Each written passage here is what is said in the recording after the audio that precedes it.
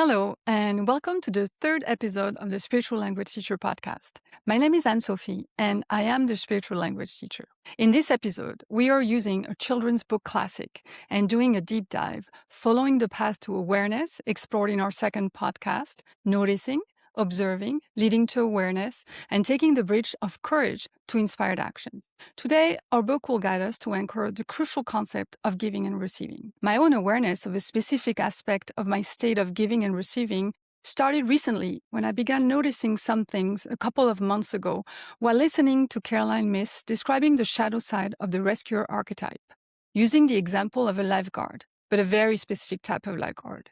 This lifeguard pushes people into the pool so they can rescue them.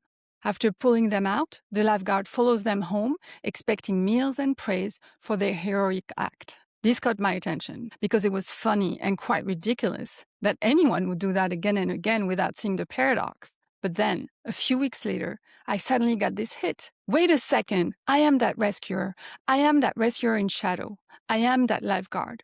Of course, not literally, but the behavior mirrored my own. Since I was very young, I've been putting all my energy into thinking that something I found helpful or liked, it could be a book, a product, a service, or person, could save or help another person I knew. While in fact, this very thing, book, service, person, was for me to notice, observe, and to be led to awareness and take the bridge of courage to inspired actions. Note that this was one aspect of my overgiving. In the last episode of this podcast about sovereignty, I also mentioned that we get caught in loops and that it is awareness that can get us out of these loops. And sometimes what leads us to awareness, if we're not in the habit of noticing and observing, even and especially the smallest things like Eric did, what happens is that we get confronted by what I call a jarring moment or jarring movement, because it implies something snapping us out of the loop. The jarring moment or movement might be a pebble in your windshield, a message or an interaction that leaves you unable to carry on as before, a bike accident that requires you to have stitches on your forehead, or having to move because your lease ends. These are real stories from my life and from my family and friends. When we ignore these jarring moments or movements, they can escalate until they cannot be ignored and demand our full attention and become a divorce, a serious accident, a disease, losing a job, etc. That is why practicing noticing and observing small things can be so beneficial. These jarring moments or movements can be seen as compassionate exit strategies, ways out of the loops we have built for ourselves and in which we find ourselves trapped. I hesitated about sharing my jarring moment that led me to the awareness that I was caught in the loop of the rescuer in shadow, the lifeguard pushing people in the water to rescue them and expecting rewards and praise. But I decided against it because it is a visceral metaphor. It is memorable, and after all, everybody poops, which is, by the way, a wonderful children's book by Tara Gomi. And it is an invitation to look at layers of meaning in all the parts of ourselves, even the ones we have been taught to hide or reject. The sacred divinity or awareness, whatever we choose to call it, is not out there or above. It is here, now, in everything, even in the raw, messy, and earthy parts of life. So here we go. It was a few weeks ago, I was at school where I teach, and at the end of the day, just before my last class, I ran to the bathroom. It is one bathroom located next to the nurse's office, and adults and children use it. This is an important detail. So I got in just a few minutes before my next class, and in the toilet is the biggest turd I've ever seen in my life, left unflushed, which makes me think that a child forgot to flush, but it is so gigantic. It fills me with disgust. After a second of hesitation and pondering whether I should just leave, I decide to flush. But it struggles to go down the drain, and for a few seconds, I'm picturing the toilet water overflowing everywhere, including on myself. But it does not, and it ends up disappearing very slowly and very hesitantly. By this time, I am in a state of utter, deep, visceral disgust that stays with me for a couple of hours until I decide to observe the feeling of disgust, keep it company, as the original meaning of the word observe implies, and let myself be led to awareness. This event and metaphor is like everything multi-layered. If we look at the etymology of the word turd, which is, by the way, the first time I've used it, it comes from Old English, T-O-R-D, meaning a piece of excrement, manure or mud, and also a piece that separates from the body. So it is a powerful symbol of releasing what no longer serves me, a symbolic letting go of toxins, waste, and emotional baggage, and releasing deep-seated, pun intended, patterns or identities that were holding me back. Just as manure nourishes the earth, this is also a catalyst for a new cycle of growth, creativity, and sovereignty. It also symbolized for me the need to stay humble, connected to the body, and rooted in the physical realm, even as I ascend spiritually. So what it showed me more specifically is that the rescuer archetype has always been my way of connecting with people, and it trapped me in a loop of exhaustion, imbalance, and overgiving and over-sacrificing. The turd hard to flush was a gross and undeniable sign of a distortion, and that I, the so-called rescuer, and the rescued were both trapped in that distortion. As I'm integrating this new awareness, several of my students have been mentioning mermaids for over 2 weeks. This catches my attention, and I'm wondering what it is going to show me about myself. I watched the Disney movie, The Little Mermaid, and I read the original Hans Christian Andersen tale, The Little Mermaid, the beautiful edition illustrated by Yayoi Kusama, that I've had in my collection for several years and never read. And these are wildly different tales, by the way. And this led me to fascinating noticing, observing, and awareness path. What else pops up or do I notice and observe at that time? My longtime interest in the Odyssey by Homer, and observing more deeply, specifically the scene with sirens. Now, I noticed that in French, we only have one word, sirène, for both creatures. And in English, there's a distinction between sirens and mermaids. The word mermaid first appeared in Middle English around the mid-14th century, literally meaning maid of the sea, from mare, sea, plus maid, young woman. Interestingly, the fish-tailed form we associate with mermaids today is actually a medieval influence from classical Greek sirens, which were originally bird women with the head and upper body of a woman and clawed feet of a large bird. Starting around the 7th or 8th century, sirens gradually transformed into fish-tailed creatures and merged with the Northern European concepts of mermaid. This is why Romance language like French still use sirène for both creatures, while English developed separate words, siren and mermaid. The term sirène first appeared in English in the mid-14th century, referring to the mythical sea nymphs in classical mythology who lured sailors to their destruction with their enchanting singing. Interestingly enough, the etymology of the Greek name itself is debated. One theory connects it to the Greek word sera, meaning cord or rope, and ero, meaning to tie, join, or fasten, which would give siren the meaning of binder or entangler, referring to one who binds or entangles through magic song. This interpretation connects powerfully to the famous scene in Homer's Odyssey, where Odysseus has himself bound to the mast of his ship to hear their song, but also resist it, while all other sailors had wax in their ears. The modern meaning of siren as mechanical warning device was first recorded in 1879 in reference to steamboats and later extended to air raid, sirens, police cars, factory shifts, and other warning systems. Just as the mythological sirens used their enchanting sound to lure sailors, modern sirens use loud sounds, not so enchanting, to capture attention, though for warning rather than seduction. And this is my awareness. I realized that when embodying the rescuer archetype, when I was caught in that loop, I was both Odysseus and the siren. Like the siren, I gave from distortion and depletion. I overgave and self-sacrificed with specific expectations of outcome, expecting to be heard and to be nourished. Like Odysseus, I was arrogant enough to feel worthy of hearing the song. But I received through entanglement, literally and symbolically, and resistance. I gave myself to feel seen, but I was not truly receiving. In fact, I was just taking what I thought would validate my worth, bound to the mast of my own patterns, unable to trust myself to experience connection without being consumed by it. Before we dive into our children's book, let's look at the etymology of giving. The word gives comes from Old English gifan, meaning to grant, allowed, commit, devote, or entrust. This derives from Proto-Germanic geban and was influenced by Old Norse gefa. Interestingly, both trace back to the Proto-Indo-European root, meaning to give or receive. So this ancient root encompasses both giving and receiving, suggesting an understanding of reciprocity built into the very concept. In Latin, the related word is donare, to give, to donate, which connects to donum, gift. One source suggests that the word giving connects to the concept of pouring, recalling the medieval custom of pouring wine for guests upon arrival. This tradition of voluntarily transferring something from one person to another became symbolic of the act of giving itself. The physical gesture of pouring from your vessel into another's captured the essence of generosity and hospitality that defines giving today. So let's remember both this idea of pouring from one vessel into another and the understanding of reciprocity built into the concept of giving, whose root encompasses both giving and receiving.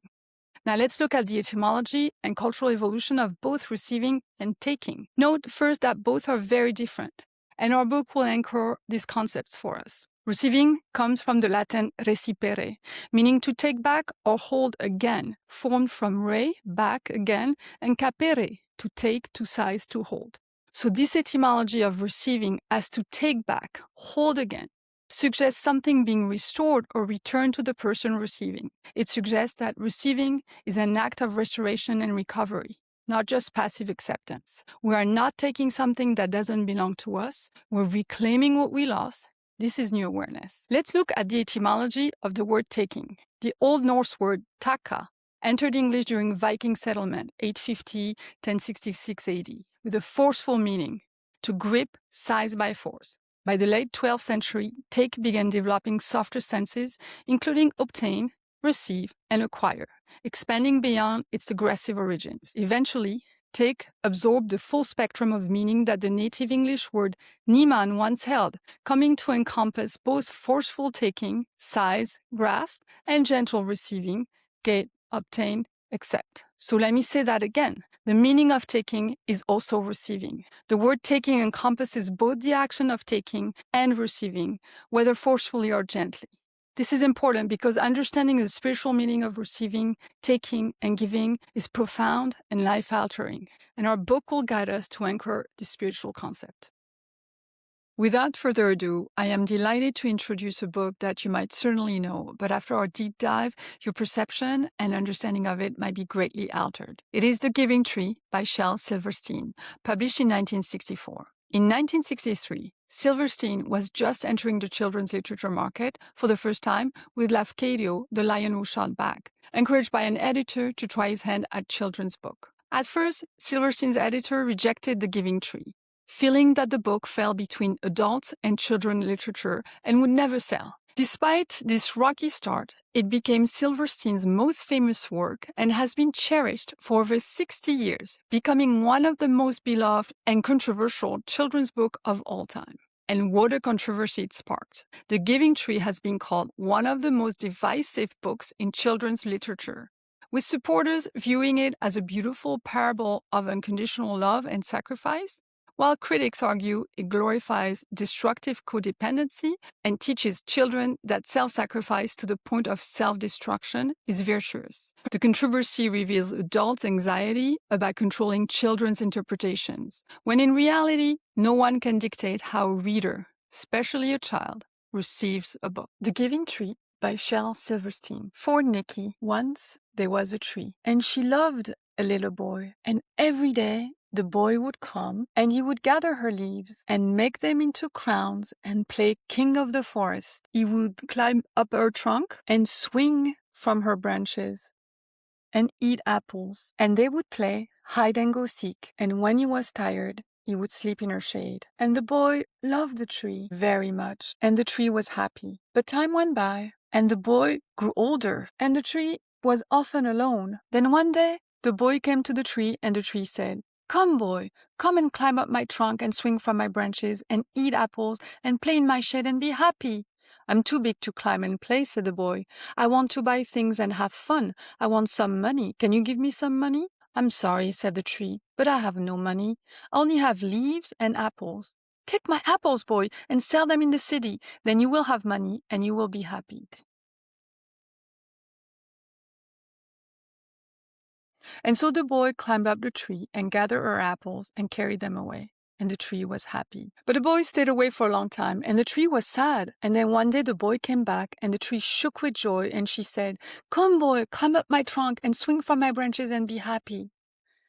"I'm too busy to climb trees," said the boy. "I want a house to keep me warm," he said. "I want a wife and I want children, and so I need a house. Can you give me a house?" "I have no house," said the tree. "The forest is my house, but you may cut off my branches and build a house. Then you will be happy." And so the boy cut off her branches and carried them away to build his house, and the tree was happy. But the boy stayed away for a long time, and when he came back, the tree was so happy she could hardly speak. "Come, boy," she whispered, "come and play." "I'm too old and sad to play," said the boy. "I want a boat that will take me far away from here. Can you give me a boat?" "Cut down my trunk and make a boat," said the tree. "Then you can sail away and be happy." And so the boy cut down her trunk and made a boat and sailed away. And the tree was happy, but not really. After a long time, the boy came back again. "I'm sorry, boy," said the tree, "but I have nothing left to give you. My apples are done." "My teeth are too weak for apples," said the boy. "My branches are gone," said the tree. "You cannot swing on them." "I'm too old to swing on branches," said the boy. "My trunk is gone," said the tree. "You cannot climb." "I'm too tired to climb," said the boy. "I'm sorry," sighed the tree. "I wish that I could give you something, but I have nothing left. I am just an old stump. I'm sorry." "I don't need very much now," said the boy. "Just a quiet place to sit and rest. I'm very tired." "Well," said the tree, straightening herself up as much as she could. "Well, an old stump is good for sitting and resting.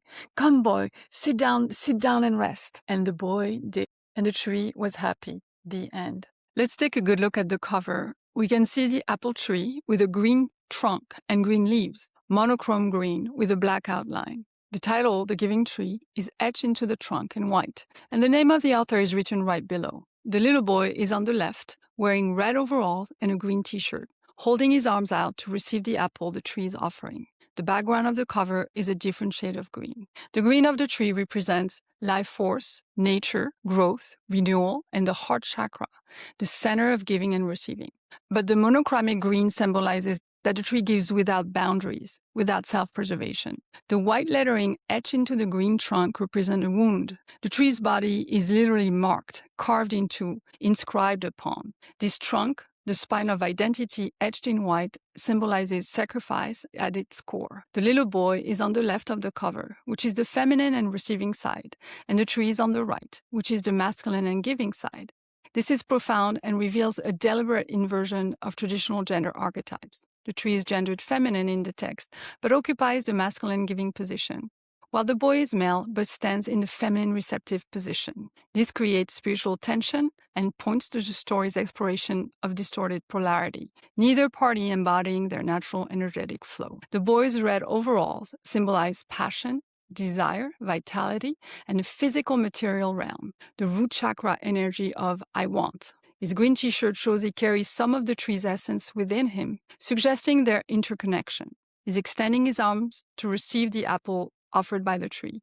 The apple carries powerful spiritual weight. It represents the tree of knowledge from Eden, forbidden fruit, temptation, and the fall from innocence. The apple also symbolizes abundance that comes from the earth's natural cycles, renewable resources that the boy will eventually exploit behind their regenerative capacity. The boy's arms outstretched to receive the apple captures the moment of exchange, but notice that the tree is offering while the boy is in a posture of expectations. This freeze frame on the cover reveals the entire dynamic. The tree extends herself outward in active giving, while the boy simply opens his hands in passive receiving. He doesn't reach up, climb, or work for the fruit. He waits for it to come to him. The cover, simple in appearance but rich in layers of meanings, represents a spiritual paradox. It presents what appears to be a moment of harmony, a gift freely given and gratefully received, but it is actually a one-way flow from the beginning, establishing a pattern of depletion rather than regeneration. On the first page, we see a branch of the tree and a dedication that reads, "For Nikki," in etched letters similar to the title etched in the tree. This is significant, and we'll come back to it at the end of our deep dive. On the following page, we see the tree again on the left page, the masculine giving doing side, with just a few leaves on the right side. We see 5 roots like 5 fingers or 5 claws, with grass in between. The tree is slightly curved to the left. The illustration is in black and white for the remainder of the book. The leaves are plentiful and abundant. The text on the left reads, "Once there was a tree." The shift into black and white suggests a movement into archetypal simplicity, stripping away distraction to reveal the stark polarity of giving and taking, presence and absence. The tree's appearance on the right masculine side establishes her role as a provider, the giver, the doer. She's introduced in a position of action and outward energy. This immediately establishes the inverted gender dynamic that runs throughout the book. This tree, gendered feminine in the text, occupies the traditional masculine role of action and provision from her very first appearance. Its 5 roots, like 5 fingers or 5 claws, are profoundly symbolic. 5 represents the human hand, human embodiment, and the 5 senses that ground us in physical reality. But here, the roots are not grounding, they're grasping. They look like fingers because the tree is reaching for connection. They look like claws because its giving is possessive. The roots are not anchoring. They're clinging, gripping, rather than simply resting. The grass growing between the roots show that life still exists in the spaces between, but also suggests fragmentation. The roots are separated rather than unified. Notice that the trunk is not upright and strong. It is slightly curved. This curved posture of the tree from the very beginning symbolizes a body already shaped by giving, already bending toward another. In Jungian psychology, trees represent the self, and a curved or bent tree indicates distortion in the psyche, a lack of vertical alignment between earth and heaven. We will see in later pages that the tree is leaning, reaching, offering before being asked, and thus not standing in her own sovereignty. The text, a fairy tale opening, "Once there was," immediately signals that we are entering mythic, archetypal territory. This is not just a story about a tree, but about the tree, the primordial feminine giving principle. The simple phrase, "a tree, not the tree yet," suggests singularity and isolation. This tree stands alone, undefined by relationship until the boy arrives to name her purpose. The ellipsis, ... creates suspension, incompleteness. The tree's existence is waiting for something, someone to complete the sentence, the story, the meaning. The tree cannot simply be, she must be for. This opening page shows us the tree before the relationship begins, appearing, and that's a key word here, whole, abundant, rooted, and reaching toward heaven. It is a snapshot of wholeness that will be progressively dismantled. The illusion will be exposed. On the next page, the tree has moved to the left page, the feminine receiving side, and its trunk is much more curved, leaning toward the right page with anticipation. On the right page, we only see the boy's right foot and leg. The leg is frozen in the air, mid-step, in forward movement. The text reads, "And she loved the little boy." This page is doing something very precise symbolically. It marks the moment the relationship begins, and we can already see the imbalance forming.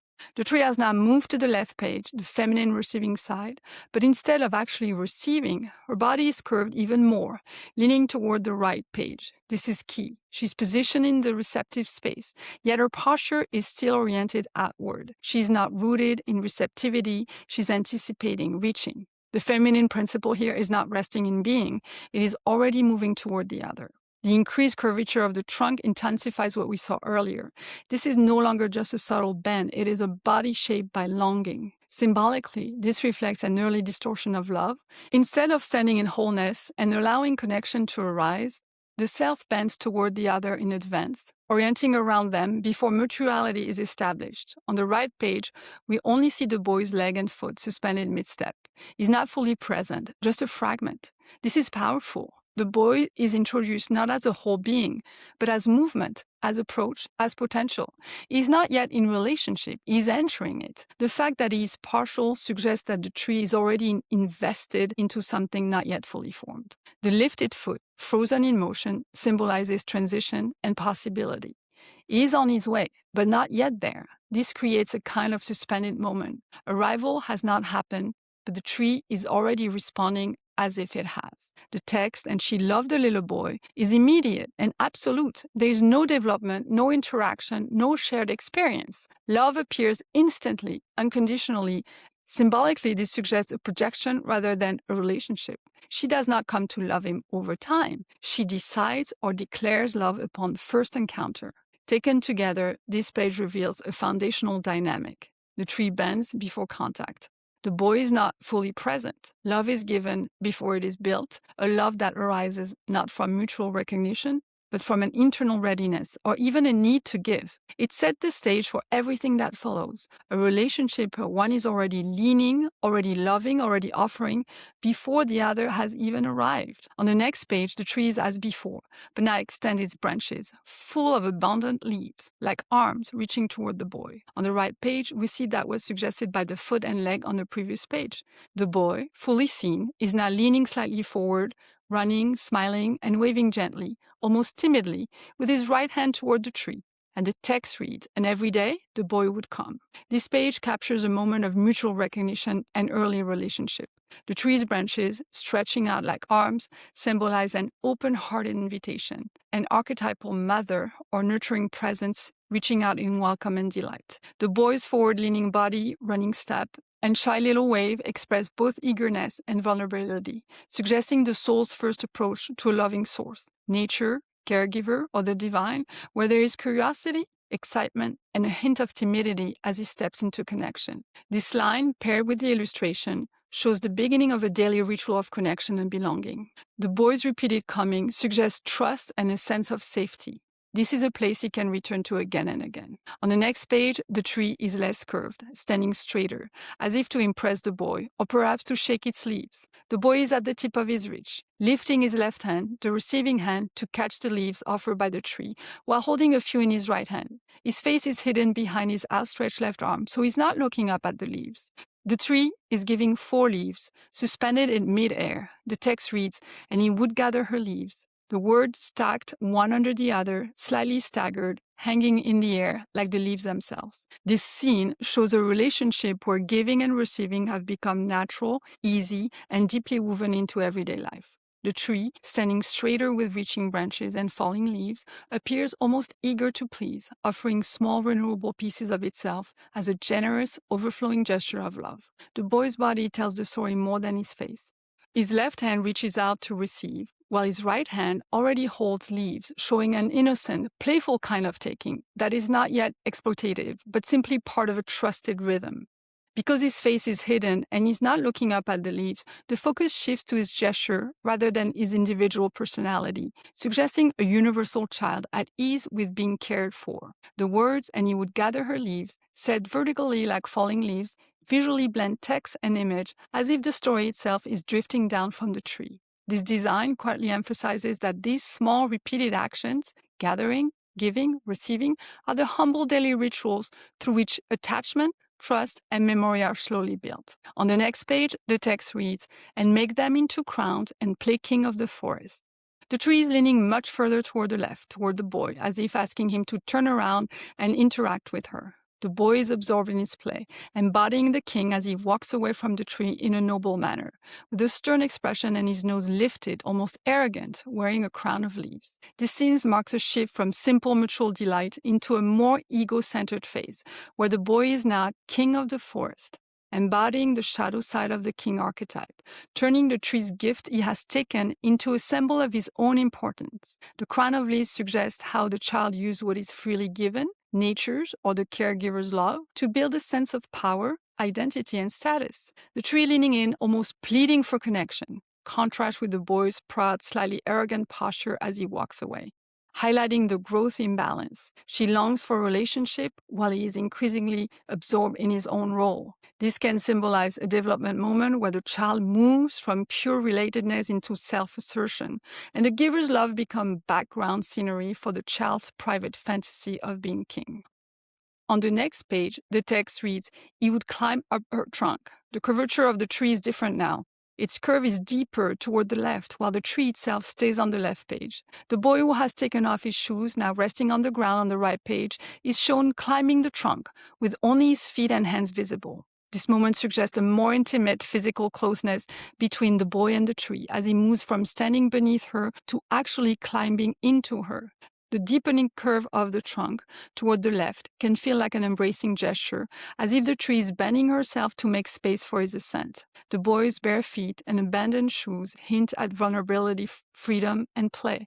He's literally more in touch with the tree, skin to bark, less protected and more fully engaged. Seeing only his hands and feet emphasizes movement and action rather than facial emotion, suggesting that at this stage the relationship is lived through embodied experience, climbing, touching, exploring, rather than reflective feeling or thought. The next page reads, "And swing from her branches." The shoes are still there, and now only the boy's feet and legs are visible, peeking out from the tree's branches, which stretch across the right page as if wanting to hold him a little longer and prevent his departure. This page deepens the sense of playful intimacy in their relationship.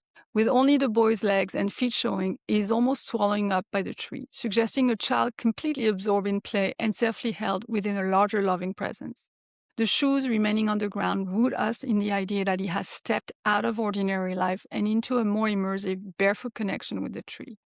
The branches, reaching across the right page, seemingly wrapping around him, can symbolize the caregiver's or nature's desire to prolong this innocence, joyful stage, to keep the child close, swinging, and carefree for as long as possible before he moves on. The next page reads, "And eat apples." The boy is no longer visible in the branches of the tree. His shoes are still on the ground, and 2 apple cores, the remains of what he has eaten, are falling towards the earth, frozen in midair. Here, the focus shifts from playful togetherness to consumption and aftermath.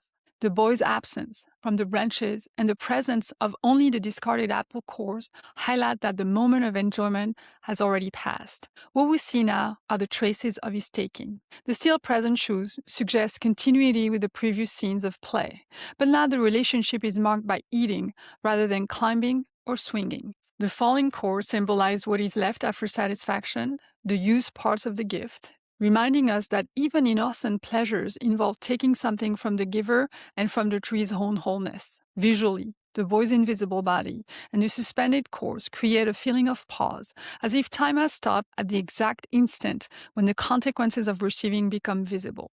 This can point to the subtle transition from mutual play to a more one-sided dynamic, where the tree's offerings are consumed and what remains drops away, quietly foreshadowing the pattern of giving and depletion that will deepen later in the story. On the next page, the text reads, "And they would play hide and go seek." The tree has moved to the right page, the masculine doing side, and curves back toward the left page, where the boy hides between large rocks on his right and a small rock on his left. The tree extends a long branch toward the boy, as if saying, "I found you," while also pretending that this is a good hiding spot. This scene shows their relationship entering a playful dance of separation and reunion. The boy hides, experimenting with distance, while the tree actively reaches toward him, engaging in the game and signaling, "I see you," which mirrors a caregiver's attuned attention in early attachment. The trees move to the doing side of the spread, reaching across towards the boy's hiding place, emphasize its role as the one who seeks, finds, and confirms the child's presence. The rocks around the boy suggest both protection and limitation. He's tucked into a small bounded space, trying out independence, but still very much within the safe radius of the tree's awareness. This page can symbolize the soul's early experiments with hiding from love, playing at separation, while the loving presence, here the tree, participates in the game without ever truly losing sight of the child. The gentle, "I found you" energy suggests that even our hiding is held within a larger field of connection. This larger field of unconditional presence, of love and support, guidance, or divine presence never truly loses sight of us, even when we pull away, feel lost, or attempt to disappear. On the next page, the text reads, "And when he was tired, he would sleep in her shade." The tree is back on the left page, leaning a lot towards the right, but this time in a straight line rather than a curve. Its leaves forming a large canopy, half of it extending onto the right page. The boy is at the foot of the trunk, slumped over and sleeping, exhausted from all the outdoor play. His legs lie exactly where one of the tree's finger-like claw-shaped roots would be, as if he has taken the place of that root. His shoes are nearby on the left page this time. On the right page are the 2 apple cores from earlier and some grass. The boy is resting, but the tree stays awake, holding her posture and providing shade, watching over him with no rest of her own. The contrast between the sleeping boy and the ever-awake tree highlights the asymmetry of their relationship. He gets to fully collapse into rest while she must remain alert, bent over him, constantly giving shade and protection. This evokes the image of a caregiver who never really clocks out, holding vigil even when the child is peacefully asleep. Spiritually and psychologically, it suggests a love that is tireless and watchful, but also foreshadows the cost of such unceasing giving. The boy replaces one of the roots, becoming part of her, while she sacrifices her own rest to keep him safe, hinting at the pattern we'll see later in the story. The child's comfort is built on a caregiver's quiet, ongoing self-expenditure. On the next page, the text reads, "And the boy loved the tree." The tree is now curved toward the right page, with only 4 of her finger-like claw-shaped roots visible. Her leaves and branches spread across both pages, and her long branches bend down toward the boy like arms embracing him, ready to hug the little boy, whose arms are wrapped around her trunk, with only his left arm visible. On the surface, this is the happy page that finally names their love, but visually there is more going on. The way the tree's leaves and branches occupy both pages can feel like a wish to stretch this present moment across the whole story, to make this simple affection last forever. That tension let us feel a kind of quiet anxiety in the tree's posture. She curves fully toward him, branches reaching down as if to hold him close and keep him from moving away, almost clinging to this moment of mutual love.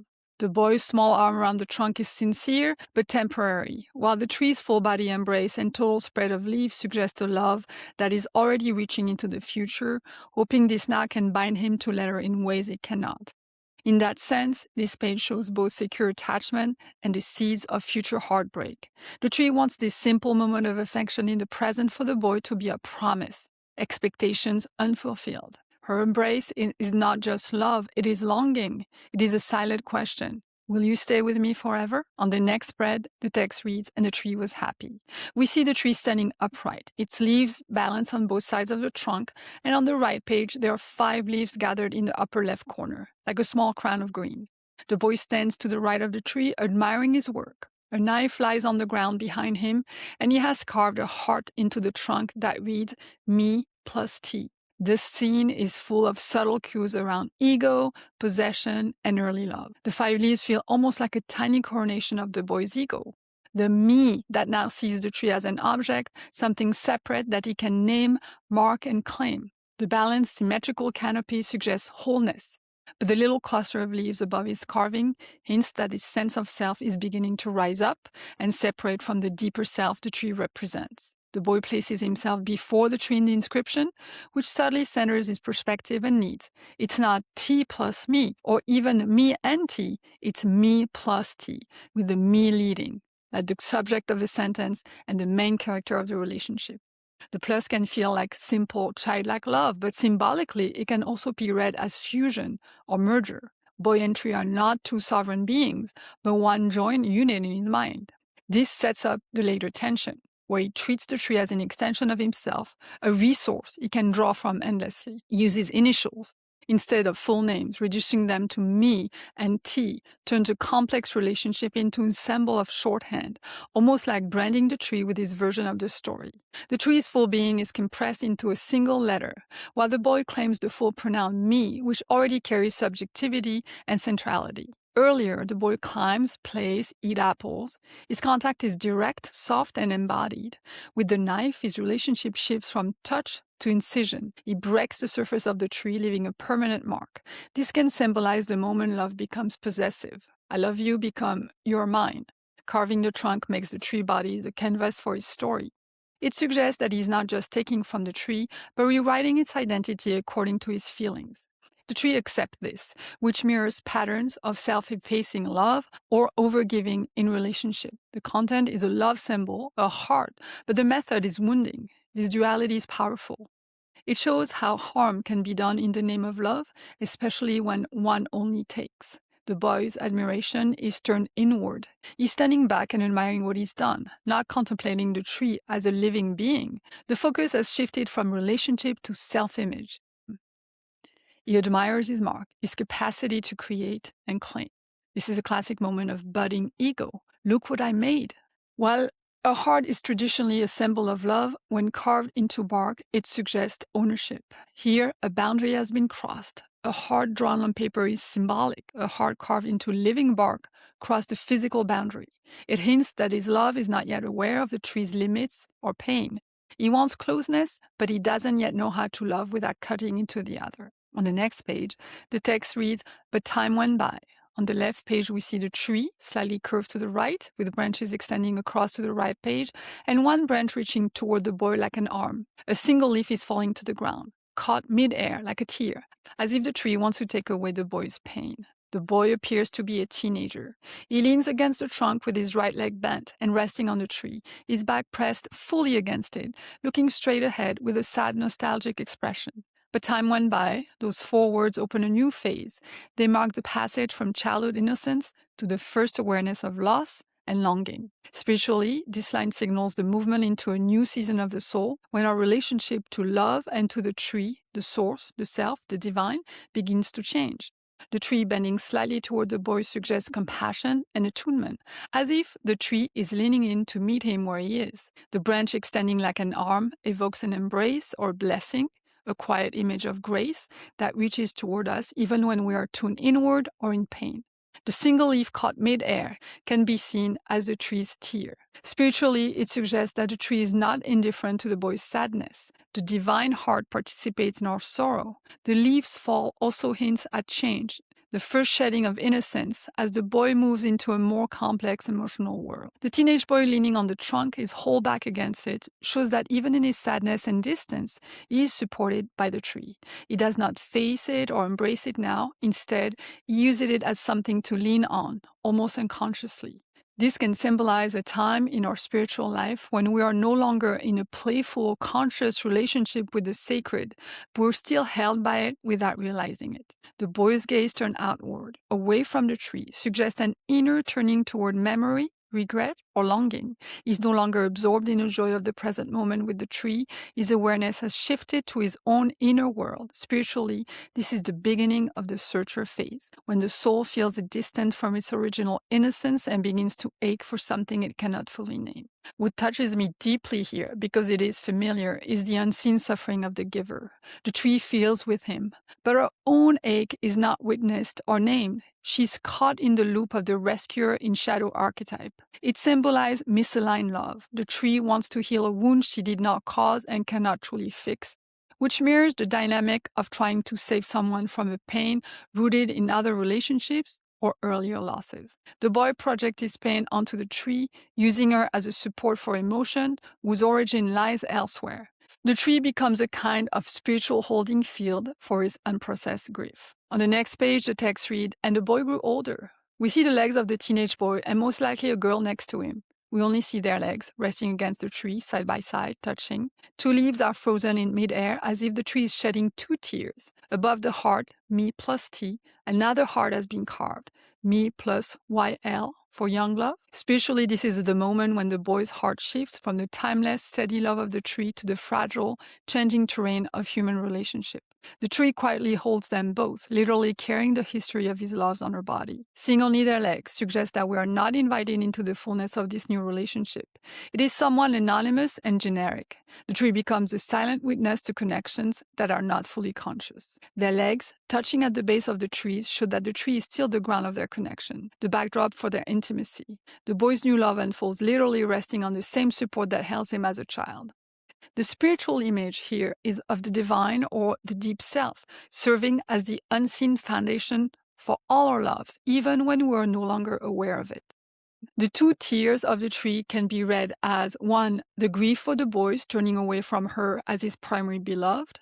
2. The compassion for the new complexity and potential pain of human love he is entering. Spiritually, they are like the tears of a mother or of the divine, sorrowful yet loving, witnessing the child's necessary separation. The tree feels both the loss of that earlier simple love and the ache of seeing him invest his heart in places that may not be able to hold him the way she does. Placing me plus YL above me plus T speaks volumes. The layering of hearts shows the evolution of his attachment, Old love is not erased, but it is overwritten and overshadowed. Me is still first. Spiritually, this points to how the ego continues to center itself even as it gives its heart away. Each new relationship is still framed around the me in search of fulfillment. The tree's body holds the history of his loves. She carries the record of his heart's journey, even when the relationships themselves may come and go. This can be a powerful image of the soul or the divine as the one place that remembers every love, every promise, every carving of the heart. With two hearts on her trunk, the tree becomes a silent archive of the boy's emotional life. Spiritually, she's like the deeper self or the divine presence that holds all our stories without judgment. Childhood devotion, adolescent romance, shifting loyalties. Her sadness is not possessive jealousy. It is the sorrow of a love that continues to give even as it is forgotten. On the next page, we see the tree on the left with the two carved hearts like open wounds on her trunk, and two branches crossing over as a trunk, as if twisting hands in anxiety. The text reads, "And the tree was often alone." Here, both the image and the sentence are doing very concentrated symbolic work around loneliness, abandonment, and anxious love. The two hearts now feels less like sweet love symbols and more like open wounds and scars. They're old declaration of love, but the people who carve them are gone. Spiritually, the hearts become memories of love that once felt eternal, now turned into marks of absence. They show how love can leave imprints that remain long after the relationship has moved on. The branches crossing on the trunk look like hands twisting in worry. This gives the tree a more human emotional posture, concern, tension, perhaps self-protection. Spiritually, it can symbolize anxious attachment, the loving presence that waits, worries, and tightens when the beloved does not return.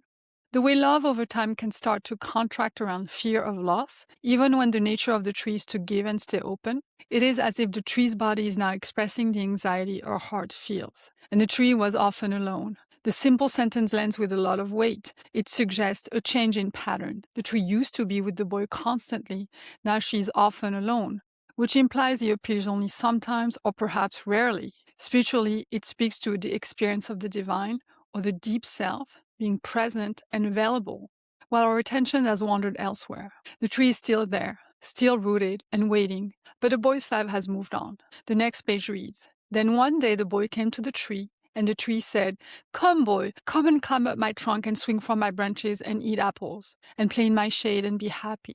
I'm too big to climb and play,' said the boy. 'I want to buy things and have fun. I want some money. Can you give me some money?'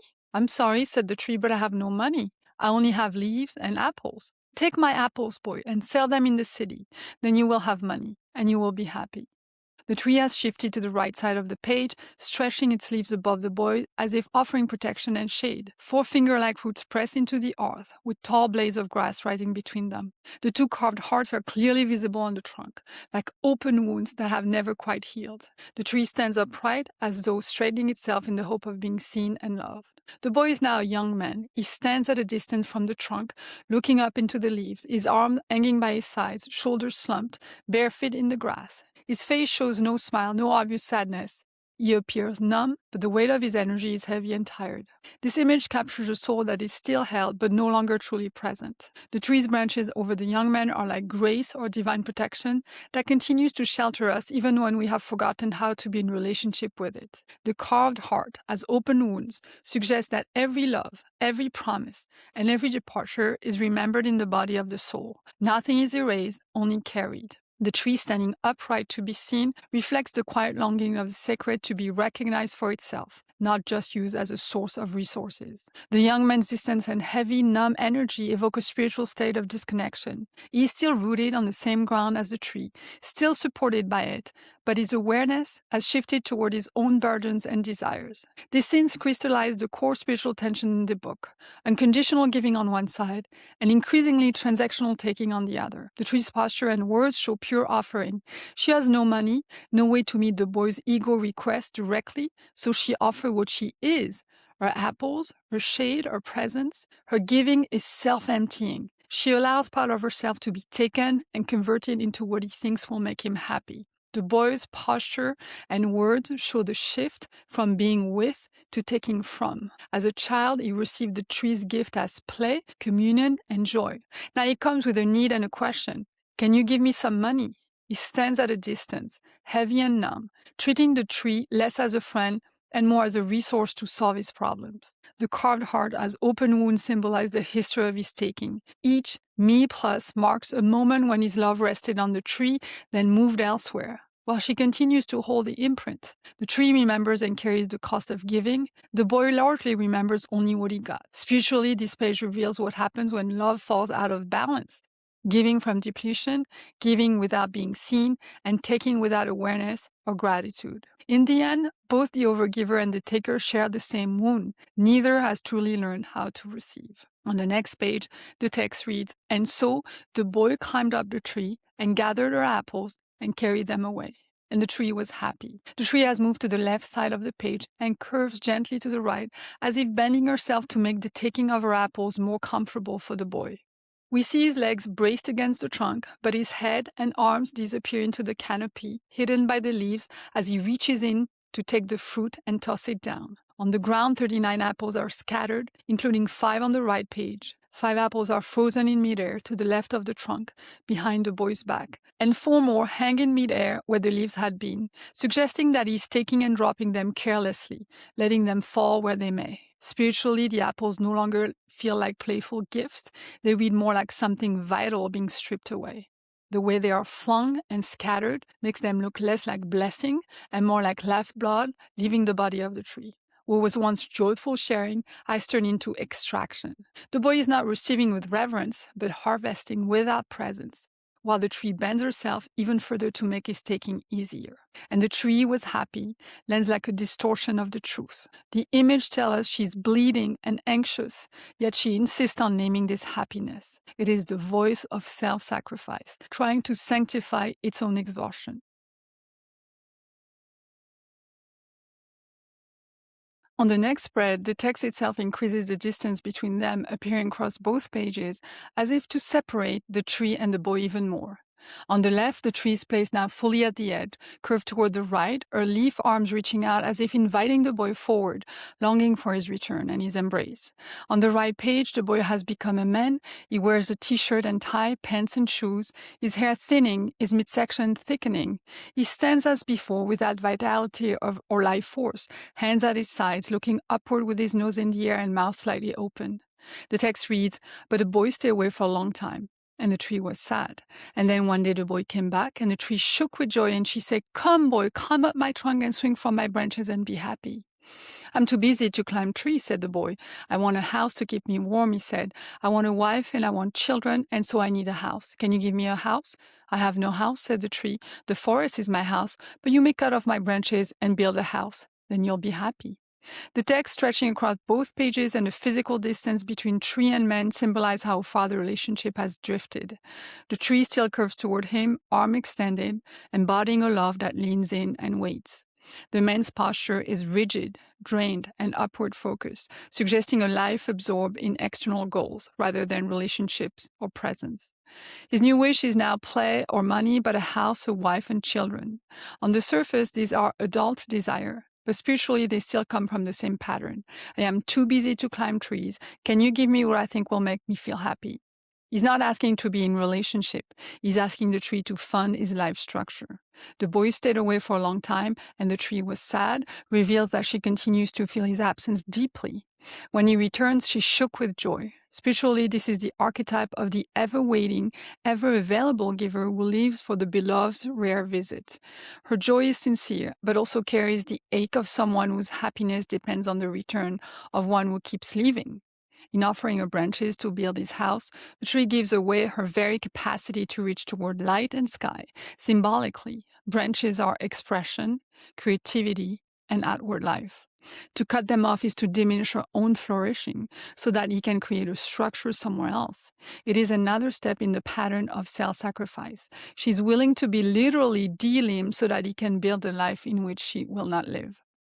Once again, the promise is, then you will be happy. This repeats the illusion that external constructs, money, a house, a family, will finally deliver the happiness he has been chasing. The tree cooperates with this illusion, hoping that by giving more, he will at last be satisfied. Spiritually, this shows a painful loop. The giver overextends. The taker keeps seeking fulfillment elsewhere, and true mutual presence is never claimed. On the next page, the text reads, "And so the boy cut off 4 branches and carried them away to build a house."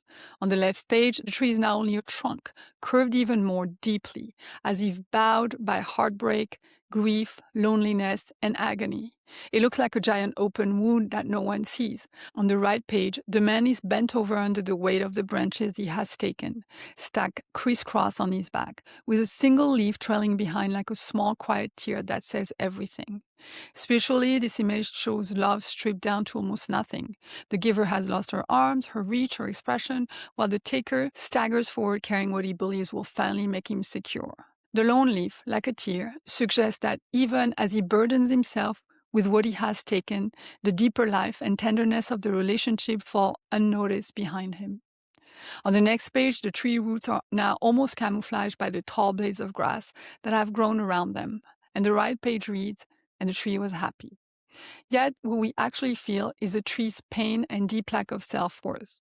The roots disappearing into the grass suggest how our own foundation, our sense of self, is being covered over and forgotten, even as she keeps insisting that this depletion is happiness. Spiritually, it is the posture of a being who has learned to equate being useful and self-erasing with being lovable.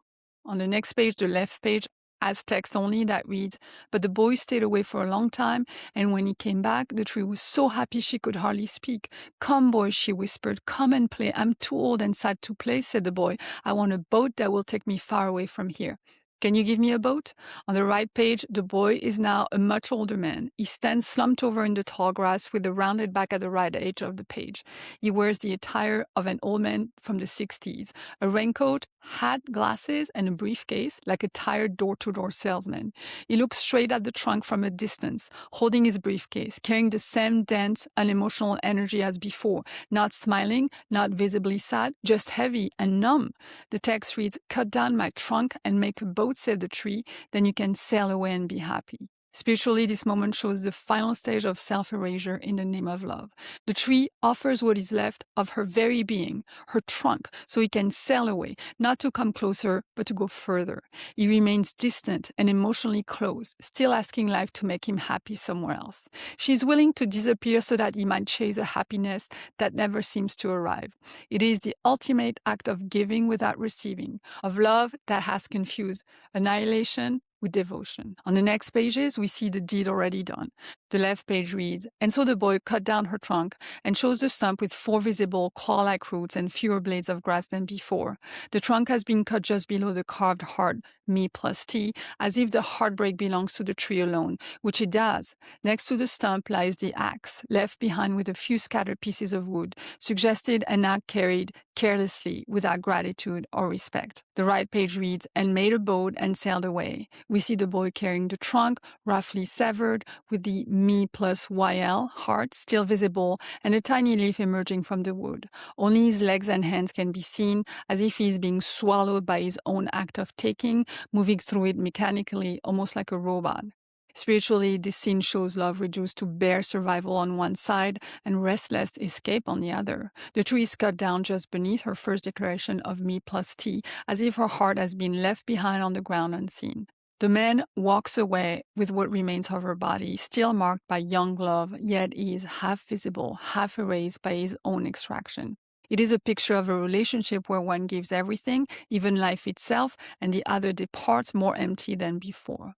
On the next spread, the text reads on the left page, "And the tree was happy," and on the right page, "But not really." The illustration shows the stump with only 3 finger-like roots visible, the blades of grass not sparser but taller, as if they are quietly commiserating with what is left of the tree.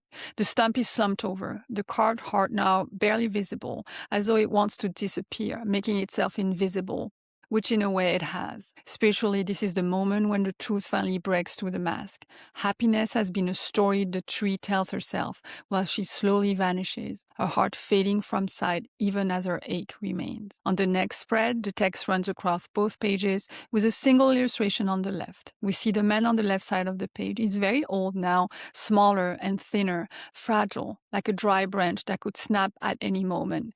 He wears a hat and a raincoat. His hands are knotted and gnarled like the branches of an old tree, branches the tree herself no longer has. His nose is more crooked and he gazes down at the stump. He looks neither happy nor sad, but like an almost hollow shell, as if the emptiness that was always there has finally taken over completely. The stump is straightening itself up and the carved heart is now more visible, clearly showing me, although it may not be visible to the man from where he stands. And after a long time, the boy came back again. "I'm sorry, boy," said the tree, "but I have nothing left to give you." "My apples are gone," said the tree. "My teeth are too weak for apples," said the boy. "My branches are gone," said the tree. "You cannot swing on them." "I'm too old to swing on branches," said the boy. "My trunk is gone," said the tree. "You cannot climb." "I'm too tired to climb," said the boy. "I'm sorry," sighed the tree. "I wish that I could give you something, but I have nothing left. I am just an old stump. I'm sorry." The tree as before speaks in apology at both the beginning and the end. She lists all that has already been sacrificed and taken, apples, branches, trunk, but without accusation or bitterness, only with complete selflessness. The boy answers, as always, from within his own limits and desires, wrapped in a kind of egoic selffulness, preoccupied with himself and what he lacks. They now stand at opposite poles of self-love.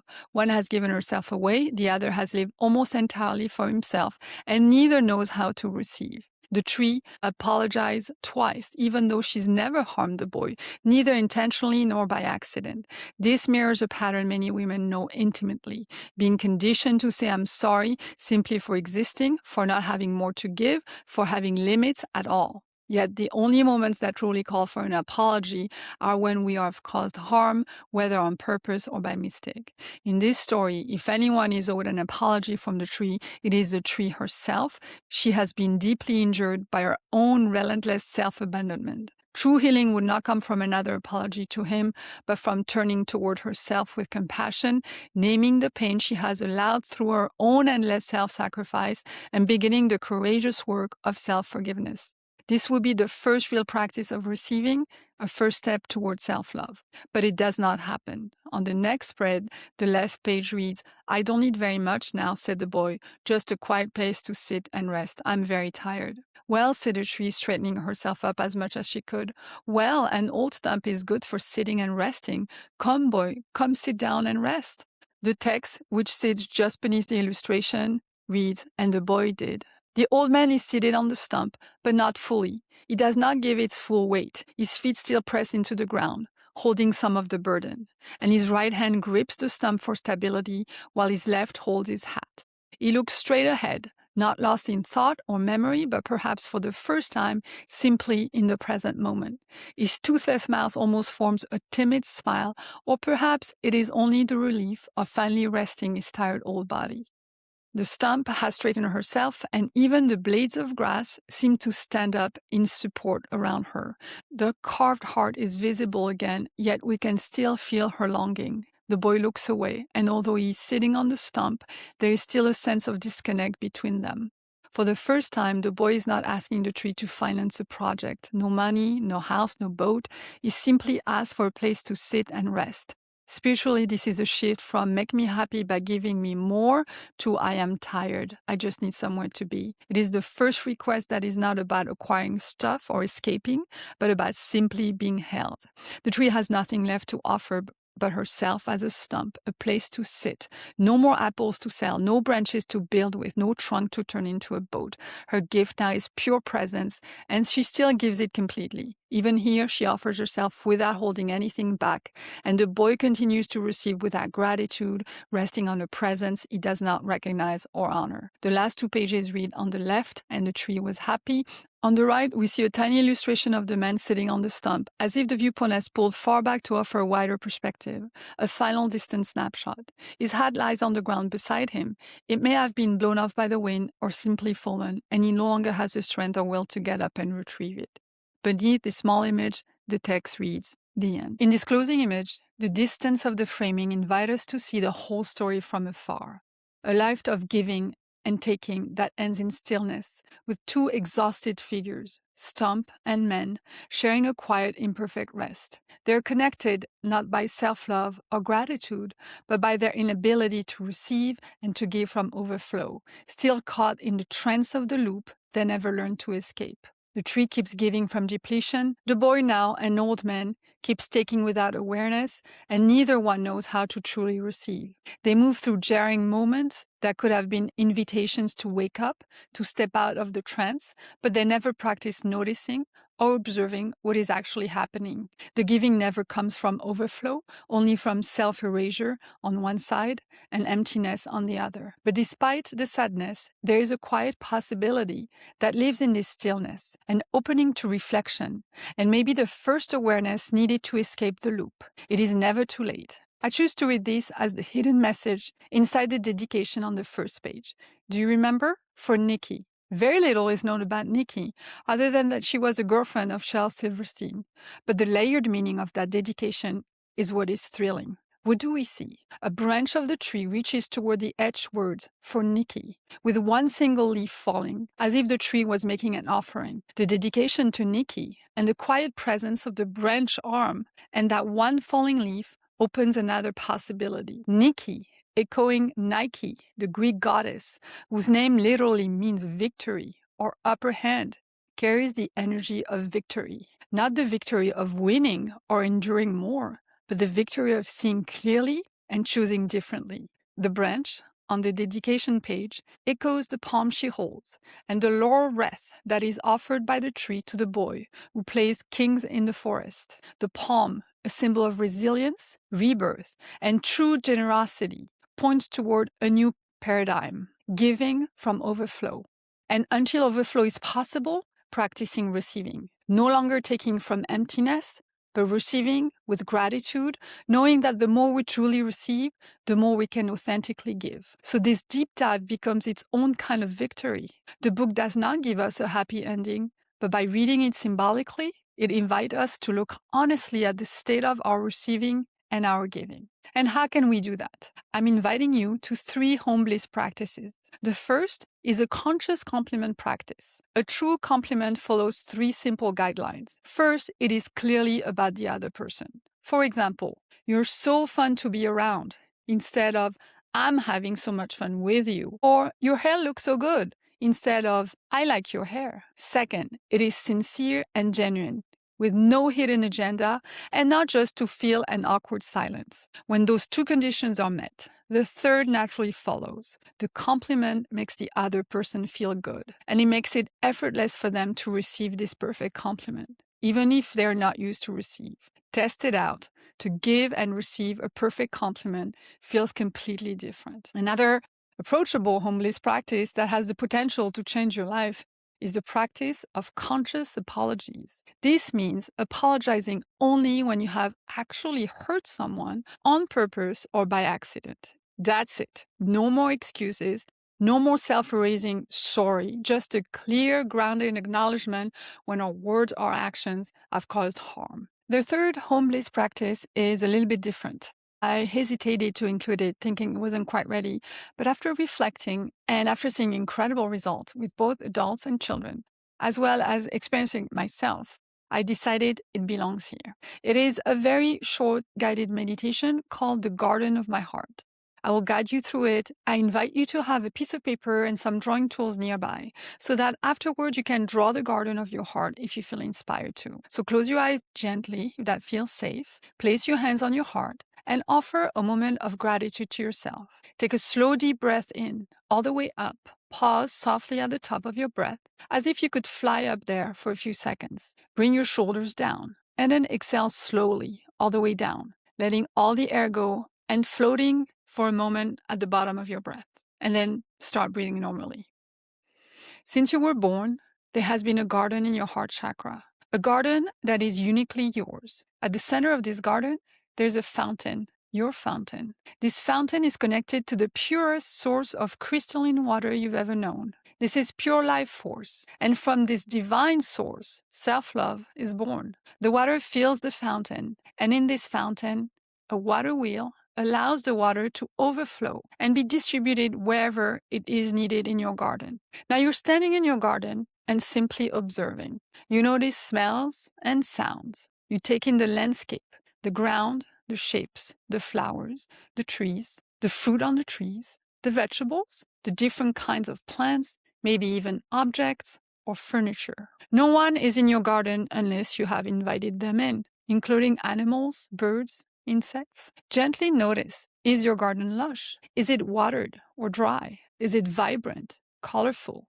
How do you feel here? There is no judgment. Just observe yourself in your unique garden. It may not even look like a garden. It could be a park, a desert, a mountain, a beach, or something else entirely. Now bring your attention back to your fountain and to the water wheel specifically. The water wheel allows the pure crystalline water to give life to and nourish your garden, but only the overflow is carried out into the garden by the wheel.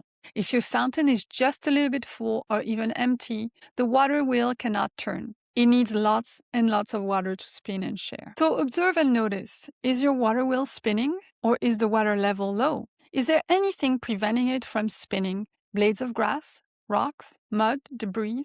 Just notice. And if you feel called to take an inspired inner action, clearing something, adjusting something, go ahead and do that in your imagination. And know that this garden is not like any earth garden or landscape. With the pure crystalline water, it can grow in days or weeks or months. It can go from dry to lush in a short amount of time. But that also means that the opposite is true. If the fountain is empty, then the garden could dry out in days, weeks, or months. When you are ready, gently open your eyes and draw or describe what you saw. The Garden of My Heart meditation is here to gently grow your awareness of your own state of giving and receiving. And you can return there anytime you wish. It is yours and yours only. And on that note, thank you so much for listening. Spasiba in Russian and Köszönöm in Hungarian in honor of Shel Silverstein's parents, whose dad emigrated from Russia and whose mother had Hungarian roots. If you like this episode, like and subscribe. If you have comments, questions, don't hesitate to reach out via Instagram at The Spiritual Language Teacher or by email at thespirituallanguageteacher@gmail.com. Thank you, merci, ta, spasiba, köszönöm, and as always, remember to breathe.